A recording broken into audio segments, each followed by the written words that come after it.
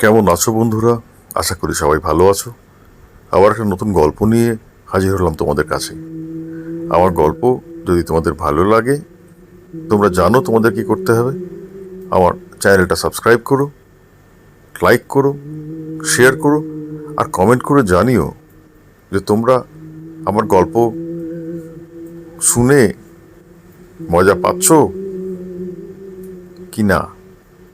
আর subscribe করলে আমার যেটা হয় সেটা হচ্ছে আরও নতুন গল্প তোমাদের কাছে শোনাতে আমি উৎসাহী বোধ করি। তোমাদের একটা সাবস্ক্রিপশন আমার কাছে একটা ইন্সপিরেশন। আজকে তোমাদের যে গল্পটা বলবো সেটা বাংলাদেশের রাজশাহী জেলার গল্প, সংগৃহীত গল্প। গল্পের নাম দুষ্টু সহিস ও ঘোড়ার কাহিনী।